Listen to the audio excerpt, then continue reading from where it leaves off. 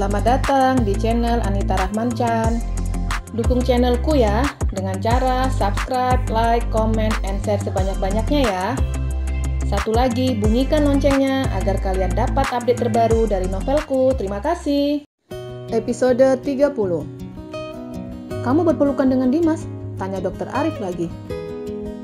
Iya, saya hanya menyemangatinya itu saja, tapi dia langsung ngambek. Sahut Tiara. Dokter Arif menggelengkan kepalanya. Kenapa dok? Jangan bilang kalau dokter sedang sakit kepala, ujar Tiara. Saya bukan sakit kepala, tapi menurut saya kamu salah. Loh, kok salah? Tiara bingung. Tiara, kamu sudah mempunyai calon suami. Tidak baik melakukan perbuatan seperti tadi. Tapi saya dan Dimas hanya berteman, sahut Tiara. Iya, tapi Dimas berjenis kelamin laki-laki, jadi hargai perasaannya Zidan, ujar Dokter Arif. Dengar tuh, bisik Tami. Dokter Arif melirik calon istrinya. Saya juga tidak setuju jika calon istri saya berpelukan dengan pria lain, walaupun itu sahabatnya sendiri, sindir Dokter Arif ke Tami. Dokter sudah punya calon? Tanya Aldo. Dokter Arif ingin menjawab, tapi Tami langsung memotong pembicaraan itu. Yuk makan, waktu istirahat kita tinggal sedikit. Tami menarik tangan Tiara agar menuju kantin. Akhirnya ketiga perawat itu menuju kantin, sedangkan Dokter Arif menuju ruang perawatan Tanisa. Di dalam ruang perawatan masih ada semua anggota keluarga Basam, termasuk Zidan masih berada di ruangan itu. Malam, ujar Dokter Arif. Malam Arif, sahut Oma. Dokter Arif mendekati Tanisa yang terbaring di tempat tidur. Matanya sembab karena terus-terusan menangis. Tanisa, bagaimana keadaan kamu? Tanya Dokter Arif. Sakit. Bukan hanya fisikku yang sakit, tapi hatiku juga sakit. Aku cacat, serunya marah. Arif, apa ada cara untuk menyembuhkan Tanisa? Tanya Nyonya Rona. Saya belum membaca status Tanisa. Nanti akan saya baca dan konsultasikan ke dokter yang menangani Tanisa. Di kantin, Tiara menikmati makan malamnya tanpa merasa bersalah. Tiara, ada baiknya kamu rayu Pak Zidan, ujar Tami. Mbak, dia itu cowok. Aku harus merayunya pakai kembang, sahutnya. Gak zaman pakai kembang, pakai menyan aja, timpal Aldo. Doh, diam, titah Tiara. Gak harus pakai kembang, makanan juga bisa, atau minuman. Lalu ucapkan kata maaf. Mbak yakin pasti calon suami kamu tidak ngambek lagi, ujar Tami. Tiara memikirkan semua ucapan temannya. Baiklah, aku coba. Tapi kalau dia masih ngambek dan gak mau ngomong, aku angkat jemuran, sahut Tiara asal. Maling dong, celetuk Aldo. Iya, maling jemuran, sahut Tiara melempar sedotan ke Aldo. Setelah selesai istirahat, ketiganya kembali ke lantai atas, tempat mereka ditempatkan. Kamu jadi merayu Pak Zidan? Tanya Tami yang berjalan beriringan. Jadi. Tami memperhatikan tangan Tiara yang kosong tanpa menenteng sesuatu. Loh, katanya mau minta maaf, tapi mana minumannya? Nggak perlu pakai minuman, pakai ini aja. Tiara menepuk saku celananya. Apa isinya? Tanya Tami. Celana dalam, sahut Aldo. Dan lagi-lagi Aldo mendapatkan pukulan, tapi sekarang dari Tiara. Bukan hanya memukul, Tiara mencubiti lengan temannya. Dan ketika berbalik, Dokter Arif dan Zidan melihat mereka. Zidan mendekati Tiara dan Aldo. Apa yang kalian lakukan? Tanya Zidan. Menghajarnya, sahut Tiara. Parah pak, calon istri Anda tangannya sekasar parutan. Mendengar ucapan Aldo membuat Tiara kembali mencubiti Aldo. Melihat wajah Zidan yang memerah dan berlalu, membuat Tami melongok. Tiara, stop. Pak Zidan marah tuh. Kenapa lagi dengannya? Tiara tambah bingung. Seperti yang saya bilang, dia cemburu. Ada baiknya pergunakan tangan kamu dengan benar, sahut Dokter Arif, dan ikut berlalu mengikuti Zidan yang telah ke lantai bawah. Pergunakan tanganmu dengan benar, sindir Aldo. Aku sudah menggunakan dengan benar, kecuali kalau tangan ini aku gunakan untuk mencuri. Nah itu nggak benar, sahut Tiara. Aduh Tiara, kamu itu kenapa nggak peka sih? Pak Zidan cemburu dengan Aldo, ujar Tami. Apa? Si Aldo juga dicemburui? Tanyanya bingung. Ih, jijik aku sama kamu. Dikasih 10 cewek seperti kamu, pasti aku tolak, timpal Aldo. Apa? Tiara kembali memukul Aldo. Dan Zidan melihat itu semua. Melihat ada sosok Zidan lagi membuat Tiara diam dan tidak menepuk sahabatnya lagi.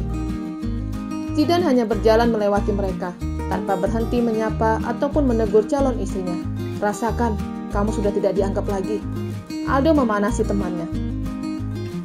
Duh, ngomongnya, tegur Tami. Tiara hanya melongo. Kenapa dia mondar-mandir? Pasti datang ketika aku menghajar si Aldo sialan ini, gerutu Tiara. Udah, buruan rayu. Tami menarik tangan Tiara menuju kamar perawatan Tanisa. Mereka belum masuk ke ruang perawatan, karena pintu dibuka dari dalam, dan yang membuka Zidan. Pak Zidan, ujar Tami gugup dan mendorong tubuh Tiara agar berhadapan dengan Zidan. Jangan lupa, ucapan kata maaf, bisik Tami. Tami segera berlalu meninggalkan Tiara dan Zidan. Zidan menatap wajah Tiara. Ada apa? Tanya Zidan. Tiara menundukkan kepalanya sembari merogoh saku celananya. Dia mengeluarkan satu bungkus kerupuk ke hadapan Zidan. Untuk kamu, ujar Tiara. Aku tidak suka kerupuk, sahut Zidan. Oh, nggak suka ya? Berarti aku tidak bisa minta maaf dong, ujarnya. Jadi, kerupuk ini untuk merayuku? Tanya Zidan. Bukan merayu, ini hanya penebus kesalahpahaman tadi, jelasnya. Dengan kerupuk? Tanya Zidan bingung. Lalu, kamu mau dengan toplesnya? Tanya Tiara bingung. Zidan menggaruk kepalanya. Iya, kalau perlu penjualnya juga, sahut Zidan asal. Hah? Tiara bingung. Tanpa pikir panjang, dia menarik tangan Zidan. Ketika sadar itu rumah sakit, Tiara melepaskan tangan calonnya. Mau kemana kita? Tanya Zidan. Ikuti aku, sahutnya. Zidan mengikuti Tiara ke lobi. Di lobi mereka bertemu Dr. Arif. Mau kemana? Tanyanya ke Zidan. Zidan menjawab dengan mengedikkan bahunya dan terus mengikuti Tiara. Mereka berhenti di kantin. Kamu tunggu di sini, ujar Tiara. Entah apa yang dilakukan Tiara, tapi Zidan terus memperhatikannya. Tidak menunggu lama, Tiara datang dengan seorang wanita parubaya. Wanita parubaya itu berhadapan dengan Zidan. Ayo bu, bisik Tiara. Wanita parubaya itu menggaruk kepalanya sebelum berbicara dengan pria di hadapannya. Kata Tiara, Mas mau ketemu sama penjual di sini? Tanya wanita itu. Zidan menatap ke arah Tiara dengan tatapan bingung. Kan, tadi kamu yang bilang, kamu mengizinkanku untuk menebus kesalahpahaman kita dengan toples kerupuk dan penjualnya. Nah, ini penjualnya, dan ini toplesnya. Tiara mengambil toples yang ada di tangan wanita parubaya itu, dan menyerahkan ke Zidan. Dan lagi-lagi Zidan melongo. Ucapannya dianggap serius oleh Tiara. Bukan seperti ini, ujar Zidan. Tiara, udah selesai belum? Ibu masih harus jualan, ujar wanita itu. Ucapan ibu itu terdengar Zidan. Ibu boleh kembali bekerja, ujar Zidan. Toples kerupuknya bagaimana? Tanya ibu itu. Oh ini. Zidan menyerahkan toples kerupuk itu ke pemiliknya. Sekarang hanya dia berdua dengan Tiara. Apa yang ingin kamu katakan? Tanya Zidan. Minta maaf, sahut Tiara pelan. Zidan tersenyum. Senyuman itu berarti kalau kamu sudah memaafkanku? Tanya Tiara. Belum. Loh, kok belum? Tiara bingung. Aku akan memaafkan kamu jika kamu berjanji satu hal, ujar Zidan. Duh, janji lagi, gerutu Tiara. Bagaimana? Tanya Zidan lagi. Tiara terlalu lama di kantin. Dia khawatir mendapatkan teguran dari atasan. Dengan terpaksa, dia menyetujui syarat dari Zidan. Iya, aku janji, sahut Tiara. Baiklah, setelah menikah, kamu tidak diizinkan bekerja lagi. Apa? Tiara kaget. Iya. Dan janji kamu sudah aku rekam. Aku tidak ingin kamu melakukan hal seperti tadi. Mungkin karena sekarang kita belum menikah, jadi aku masih memaafkan. Tapi ketika menikah, aku tidak mau hal seperti tadi terulang. Jadi, untuk menghindari hal itu dan menghindari pertengkaran dalam rumah tangga kita, maka waktu kerja kamu hanya sampai 3 bulan. Jelas, Zidan? Ayolah, jangan seperti ini. Aku janji tidak akan mengulangi perbuatan tadi, rayu Tiara. Sayangnya aku tidak percaya. Zidan meninggalkan kantin. Tiara mengejarnya, tapi dia sadar jika dia masih harus bekerja. Tiara kembali ke lantai atas bergabung dengan teman sejawatnya. Bagaimana? Tanya Tami. Duh mbak, masalahnya bukan selesai, malah bertambah, gerutunya. Bertambah bagaimana? Apa Pak Zidan tidak memaafkanmu? Tami penasaran dengan kelanjutan kisah sahabatnya. Bukan itu, dia memaafkanku. Tapi aku hanya bekerja sampai 3 bulan. Setelah itu harus keluar, sahut Tiara sedih. Wah, pasti Pak Zidan tidak ingin kamu melakukan perbuatan seperti tadi, tebak Tami. Tiara menganggukkan kepalanya. Tebakan Tami benar. Aku harus bagaimana, Mbak? Rengek Tiara. Coba kamu rayu dan berjanji ke Pak Zidan kalau kamu tidak akan mengulangi. Udah, Mbak, tapi dia tetap dengan pendiriannya. Aku tidak mau keahlianku hilang begitu saja, gerutu Tiara. Mbak juga nggak tahu nasib Mbak nanti, ujar Tami. Tiara langsung menoleh ke Tami. Nasib? Memangnya calon suami Mbak ikut-ikutan seperti Zidan? Tanya Tiara. Mbak bilang nggak tahu, jadi belum jelas. Nasib Mbak masih samar, ujarnya membayangkan pernikahannya dengan Dr. Arif. Mbak, aku mau tanya. Sebenarnya Mbak cinta nggak dengan pria pilihan orang tua? Tanya Tiara. Arti cinta aja Mbak nggak tahu, sahutnya. Wah, sama kita. Apa kita harus mencari guru yang mengerti tentang arti cinta? Tanya Tiara. Tami menggelengkan kepalanya. Nggak perlu cari guru, cukup tanya ke Aneska. Dia pasti tahu arti cinta. Tiara manggut mengerti. Di lobi rumah sakit, Zidan duduk bersebelahan dengan Dr. Arif. Apa masalah kamu sudah selesai? Tanya Dr. Arif. Sudah. Oh, syukurlah. Tadi kan kemana? Tanya Dr. Arif lagi. Tiara membawaku ke kantin. Aku mau cerita ke dokter. Aku gemes dengan tingkah Tiara. Oh ya, kenapa? Dia tadi menemuiku dan ingin menjelaskan kesalahpahaman yang tadi. Dokter tahu dia menebusnya dengan apa? Dr. Arif mengedikkan bahunya, tidak tahu. Dengan kerupuk, ujar Zidan. Kerupuk? Dr. Arif bingung.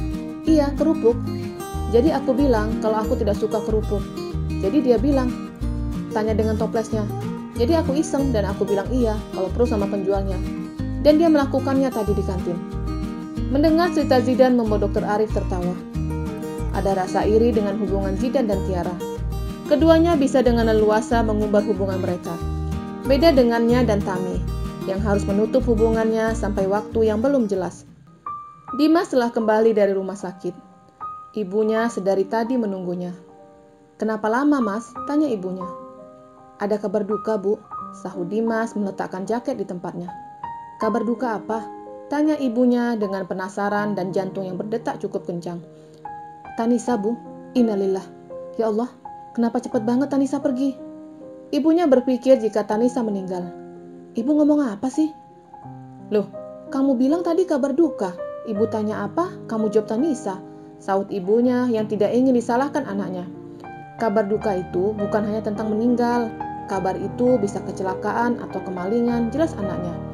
Jadi, istana kemalingan, tebak ibunya. Bukan, Bu, Tanisa mengalami kecelakaan. Ya Allah, kok bisa? Sekarang bagaimana kondisinya? Dimas terlihat ingin menghindari pertanyaan ibunya. Tapi ibunya terus mengikutinya sampai ke kamarnya. Mas, jawab ibu, bagaimana kondisi Tanisa? Dimas memandang wajah ibunya berharap tidak ada rasa sedih ketika mendengar ceritanya. Mobil Tanisa terbalik. Akibatnya pinggangnya patah dan... Ya Allah. Ibu Iin menangis sembari terduduk di pinggir tempat tidur anaknya. Dan apa, Mas? Tanya ibunya masih menangis. Tanisa tidak bisa berjalan. Ya Allah, Ibu Iin menangis sejadi-jadinya. Padahal Tanisa bukan darah dagingnya. Tapi dia merasa ada ikatan cukup kuat antara dia dan Tanisa. Dimas memeluk ibunya. Ibu, gak apa-apa kalau aku tetap menikahi Tanisa? Tanyanya masih mendekap ibunya. Iya nak, nikahi Tanisa. Ibu mendukung kamu. Makasih, Bu. Keesokan harinya, Aneska menuju ruang makan dan di ruangan itu hanya ada Oma dan Ila. Pagi Aneska, sapa Oma. Pagi Oma. Aku dengar Tanisa mengalami kecelakaan. Bagaimana kondisinya sekarang? Tanya Aneska, mulai melakukan rutinitas sarapannya. Iya Aneska, pinggang Tanisa patah dan dia tidak bisa berjalan. Ucapan Oma membuat Aneska melongo dan membayangkan apa jadinya jika dia dan Angela yang mengendarai mobil itu. Setelah selesai sarapan, Aneska segera bergegas ke kantor polisi dengan menggunakan mobil Oma. Oma memberikan izin untuk Aneska mengendarai mobilnya. Di dalam perjalanan, kamu sudah tahu kabar Tanisa? Aneska membuka percakapan dengan Angela. Belum, memang kenapa dengannya? Pinggang Tanisa patah dan dia tidak bisa berjalan, ujar Aneska sedih. Ya ampun Aneska, kalau kita mengendari mobil itu, pasti kita mengalami hal yang sama. Aku juga memikirkan demikian. Jujur, aku merasa nyawaku terancam. Apa karena kejadian Tanisa dan mobil itu? Tanya Angela.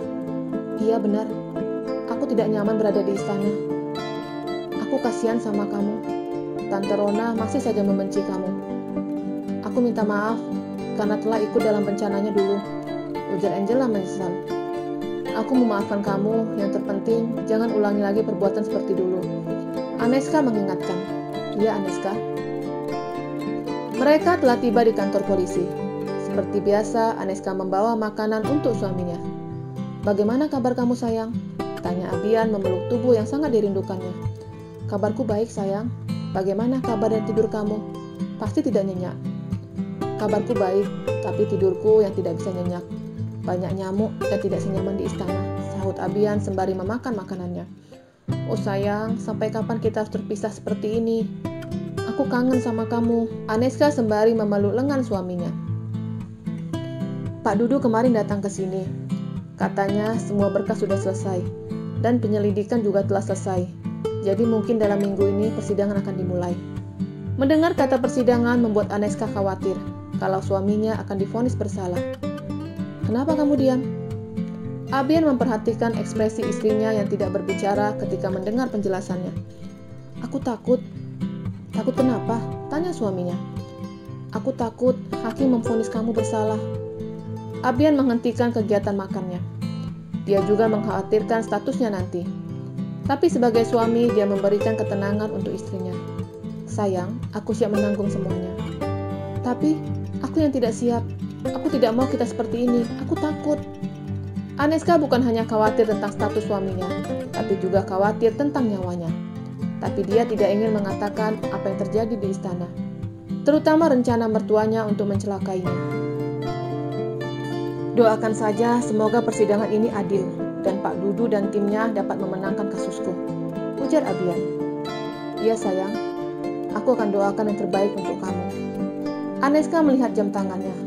Waktu mereka tinggal sedikit. Aneska memanfaatkan itu dengan mencium bibir suaminya. Bibir yang selalu ada di dekatnya dan selalu melalang buana ketika berdekatan.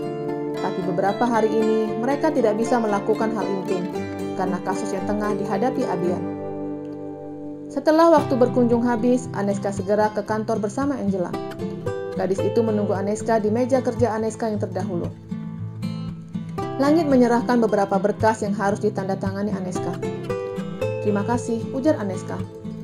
Dan Langit keluar dari ruangan bosnya. Aneska membuka berkas itu dan betapa kagetnya dia ketika berkas yang di hadapannya berkas dengan bahasa Inggris. Duh, kenapa yang datang bahasa Inggris? Mana bahasa Inggrisku belum lancar lagi? Gerutu Aneska dan mulai membuka kamus untuk kosakata yang tidak dimengertinya. Mengartikan satu persatu yang ada di dalam berkas. Ketika sudah mengerti dengan isi berkas, Aneska mulai menandatangani berkas itu. Ada rasa gemetar dan takut ketika menandatangani berkas. Tapi Aneska yakin jika isi berkas itu benar sesuai dengan artinya. Di luar ruangan, Angela melirik Langit. Pria itu terlihat sangat sibuk di depan layar komputer. Cakep juga, gumam Angela yang diam-diam mengambil foto Langit. Kalau diajak pesta, gak malu-maluin, gumam Angela lagi. Mbak, mengambil foto orang lain bisa dikenakan sanksi, ujar Langit masih tetap menatap layar komputernya. Duh, dari mana dia tahu? Gumam Angela pelan. Perasaan kamu saja kali, seru Angela membela dirinya. Benarkah? Jika Mbak tertarik dengan saya, katakan dengan jujur. Tapi saya jelaskan sekali lagi. Jika saya sudah mempunyai tambatan hati, ujarnya tegas. Mendengar ucapan Langit membuat Angela melongo. Sombong amat nih pria, gerutunya pelan dan terdengar oleh Langit. Memang saya sombong, agar Mbak tidak capek mengagumi saya, lebih baik mundur. Karena pekerjaan Mbak akan sia-sia. Terlalu pede kamu, siapa yang mengagumi kamu? Ingat, jangan panggil aku Mbak, aku bukan Mbak kamu, dan usiaku lebih muda dari kamu, gerutu Angela. Ya sudah, terus saya harus panggil apa? Tanya Langit. Dasar modus, bilang saja kamu penasaran denganku. Jangan GR Mbak. bukan GR, ini kenyataan. Buktinya, kamu tanya namaku. Keduanya berdebat di meja masing-masing, mempertahankan pendirian mereka. Tidak terasa waktu telah siang. Aneska harus segera ke rumah Zira.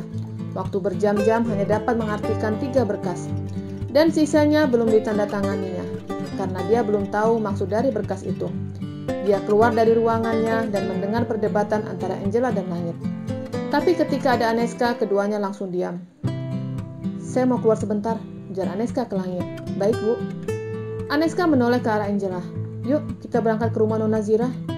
Aku gak enak kalau terlambat, ujar Aneska dan terdengar oleh Langit. Langit bergumam dalam hatinya. Zira. Apa Zira yang dimaksud adalah sepupuku? Aneska dan Angela telah berada di mobil dan menuju kediaman Zira. Aneska melirik Angela. Kamu dan Langit kenapa? Tanyanya. Gak ada, saut Angela gugup. Yakin gak ada? Ah Aneska, aku malu. Malu kenapa? Coba ceritakan kepadaku, apa yang terjadi? Aku tadi ngambil foto sekretaris kamu diam-diam. Ketahuan. Heran, padahal dia terlihat sibuk. Tapi kok tahu?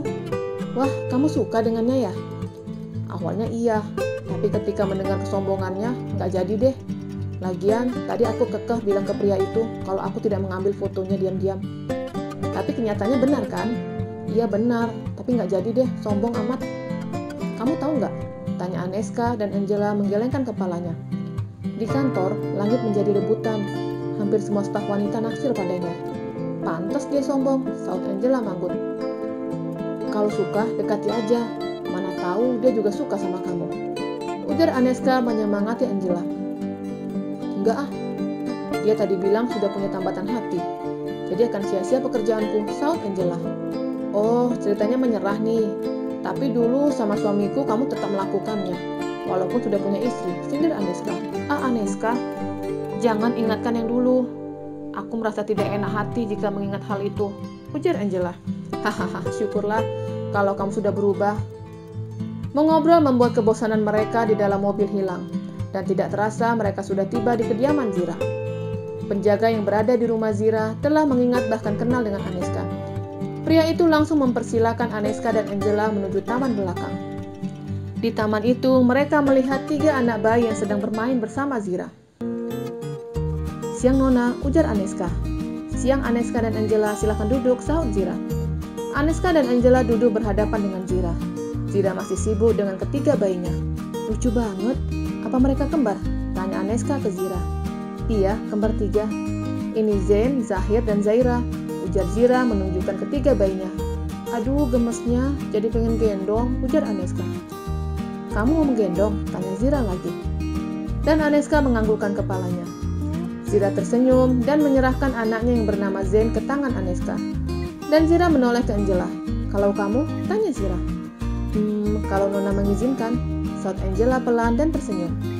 Zira menyerahkan Zahir ke tangan Angela. Ketiganya memangku ketiga bayi kembar itu. Duh, lucu banget, ujar Aneska mengelus pipi si sulung.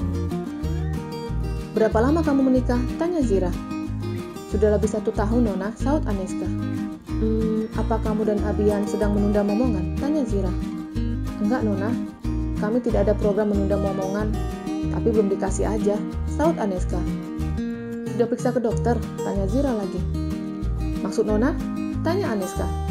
Maksud saya, mungkin kalian bisa berkonsultasi dengan dokter agar bisa dikasih secepatnya. Sebenarnya saya pernah hamil. Ucapan Aneska membuat Angela langsung menoleh ke arah Aneska. Tapi sayangnya, janin yang ada di dalam rahim saya tidak berkembang dan harus diangkat. Ujar Aneska sedih, membayangkan darah dagingnya harus diangkat dari rahimnya. Bersambung.